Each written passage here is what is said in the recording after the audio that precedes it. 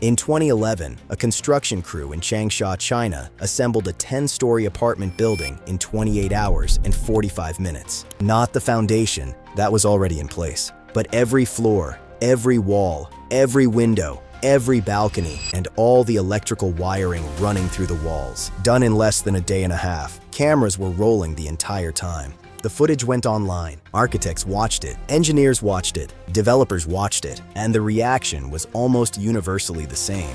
That can't be real. Except it was. And that wasn't even the part that should have made them nervous. A few years later, the same company came back.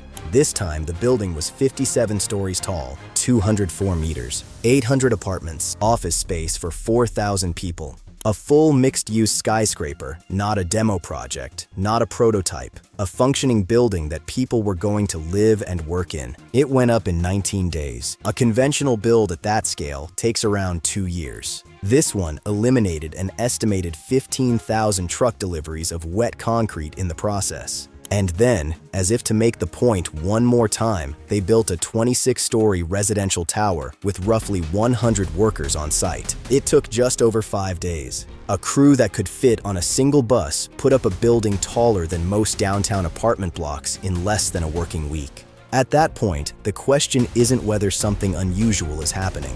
The question is why nobody outside of engineering circles is talking about it, and whether this changes anything for the 100 million people right now who don't have adequate housing. We'll get to that. But first, you need to understand where this actually came from, because the man behind it had no background in construction whatsoever. Zhang Yue is the chairman of Broad Group, one of China's largest manufacturers of central air conditioning systems. That's what built his company. That's what built his reputation. Industrial scale HVAC for large commercial buildings. Not exactly the background you'd expect from someone who ends up reinventing how skyscrapers are built. But in May 2008, a magnitude 8.0 earthquake hit Sichuan province in central China. Nearly 70,000 people died. And a significant portion of those deaths didn't come from the earthquake itself. They came from what the earthquake did to the buildings. Concrete structures collapsed. Schools came down with children inside. Hospitals, apartment blocks, government buildings, all of them built the conventional way, all of them unable to absorb the force. The images that came out of Sichuan in those weeks were some of the most brutal documentation of what happens when the built environment fails the people living in it. Zhang Yue looked at all of that and landed on one question. Why are we still building this way? Concrete is heavy. It doesn't flex. It has extraordinary compressive strength. It handles weight pushing straight down very well. But when force comes laterally, when the ground moves sideways the way it does in an earthquake, concrete doesn't absorb it. It transfers it, concentrates it, and eventually fractures. The heavier the structure, the worse the outcome. He took his engineering team, his factory infrastructure, his supply chain, everything Broad Group had spent decades building for air conditioning, and pointed it at a completely different problem. A building system that could go up fast, survive seismic events, and never touch concrete. What came out of that process was something the construction industry genuinely didn't have a category for. Here's how Broad Group's system actually works. Every component of the building is manufactured inside a single facility, a 230,000 square meter factory in Hunan province. Walls, floors, balconies, staircases, utility connections, all of it built indoors to exact tolerances under controlled conditions. Each finished module is roughly the size of a standard shipping container. By the time a module leaves the factory, it's not raw material. The windows are already fitted. The electrical wiring is already run through the walls. The plumbing and ductwork are already installed. The surface finishes are already done. Trucks carry the modules to the site. Cranes lift them into position. A crew bolts them together. That's the entire site operation. There's no concrete being poured, no curing time, no waiting on weather, no sequential delays where one trade can't start until another finishes. The building isn't being constructed on site, it's being assembled. Everything complicated happened in the factory weeks before the first truck arrived. This sounds simple. It isn't. The engineering required to make every module fit perfectly, to run all the building systems through prefabricated walls and have them connect cleanly at the joints, to design a structure that can be bolted together in the field and still meet every load-bearing and seismic requirement that took years to develop. The reason nobody had done this at scale before wasn't lack of imagination. It was genuine technical difficulty. But once it worked, the results were hard to argue with. Traditional construction is essentially manufacturing in the open air. You're sourcing materials, coordinating trades, managing deliveries, and doing precision work under unpredictable conditions. Weather, site access, labor availability, inspection schedules. Every one of those variables is a potential delay.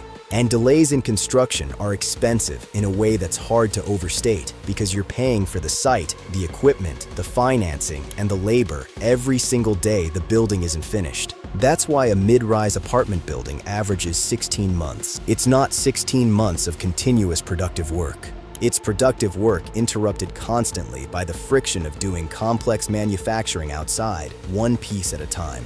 Broad Group's system doesn't eliminate all of that friction, but it moves most of it into an environment where it can actually be controlled. The factory runs on a schedule. The modules come out on a schedule. The site crew shows up, the cranes run, and the building goes together.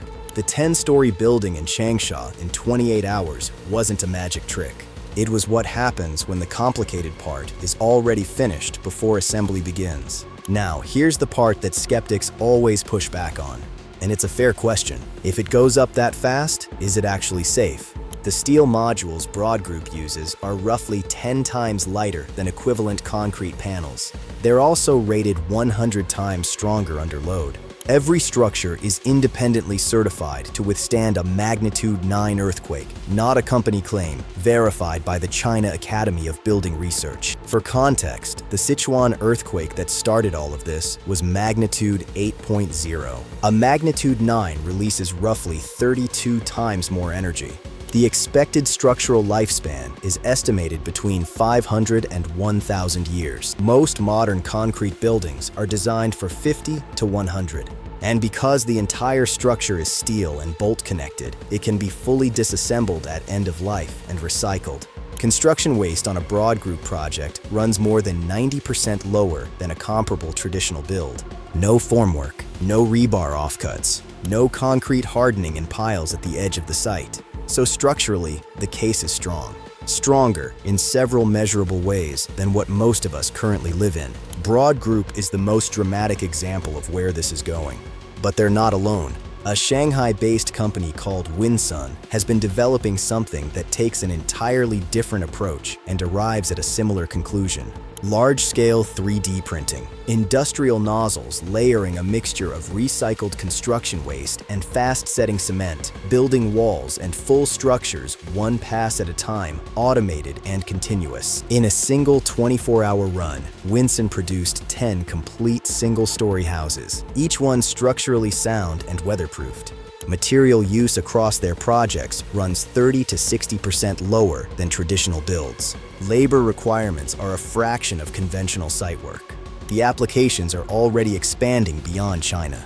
Affordable housing projects in Southeast Asia, disaster relief shelters in regions where getting traditional construction materials in fast enough is the difference between people having somewhere to sleep or not. Rural development programs in parts of Africa where the construction workforce and supply chain infrastructure simply don't exist at the scale needed. Winsun and Broad Group are doing completely different things technically. One stacks precision-engineered steel modules. The other prints structures layer by layer. But the underlying logic is identical. Take construction off the open site, move it into a controlled process, remove the variables that cause delays and waste, and let the system run. The market around these technologies is not small and not speculative anymore. Global modular construction hit roughly $95 billion in 2025. Projections for 2034 put it above $175 billion. Asia Pacific holds around 45% of the current market, with China leading the growth curve. The Chinese government has committed over $1 trillion to construction and infrastructure in the current development cycle, with a growing share directed toward faster, lower resource methods. But it's not just China moving in this direction. Singapore now mandates modular construction methods for public housing, not encourages, mandates. The UK has invested billions in off-site construction programs. Japan and South Korea are scaling factory-built systems across both residential and commercial sectors. In the United States, modular is still a small share of overall construction, but investment is accelerating, driven partly by a labor shortage that's getting worse, not better. The average age of a construction worker in the US is over 40. The industry is not replacing them at the rate they're retiring. That gap doesn't close with traditional methods. It closes with systems that need fewer workers per square meter of building.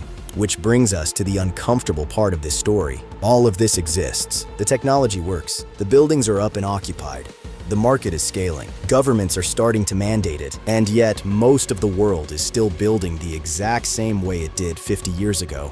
A mid-rise apartment in London or New York still takes 3 years from permit approval to occupancy. Cities with the most acute housing shortages, the places where faster, cheaper construction would have the most immediate impact, are still running on systems designed around methods that haven't fundamentally changed since the mid-20th century. Why?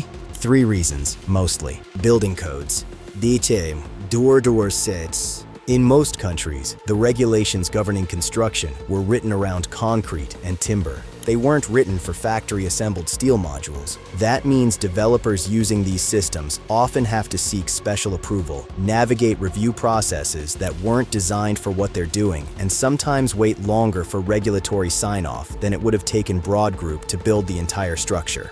The technology outran the rulebook by a decade, and the rulebook hasn't caught up. Existing industry structure. Traditional construction employs enormous numbers of people across interlocking trades: concrete, framing, electrical, plumbing, all running as separate businesses with their own supply chains and relationships. A system that builds a 26-story building with 100 workers and delivers modules pre-wired and pre-plumbed doesn't slot neatly into that structure. It threatens significant parts of it. The resistance isn't irrational. It's economic self-preservation. Financing. Banks and insurers price risk based on historical data. A construction method with a 15-year track record sits in a fundamentally different risk category than one with a century of data, regardless of what the engineering says. Getting a large project financed under a system that lenders haven't fully modeled yet adds cost and complexity that partially offsets the efficiency gains. Here's what that gap looks like in practice. There are an estimated 100 million people globally without adequate housing right now. Construction costs are rising in nearly every major economy. The labor pool is shrinking, and the tools to build significantly faster, cheaper, and with less waste already exist, are proven at scale, and are commercially available. The bottleneck isn't the technology, it's the system around the technology, the regulations, the financing structures, the industry incentives, none of which were designed with this in mind. Broad Group can put up a 26-story building in 5 days. That same building in most Western cities would take 3 years from the moment someone decided to build it. Same materials era, same engineering knowledge, completely different outcomes. That's where modular construction stands right now. Not a concept, not a pilot program running in a controlled environment somewhere. Buildings are finished, occupied, and people are living in them. The market is doubling over the next decade. Governments are mandating the transition. The technology isn't waiting for permission anymore. The only real question is how long the rest of the system, the codes, the financing, the politics, takes to catch up with what's already being built, and whether it catches up fast enough to matter for the people who need it most.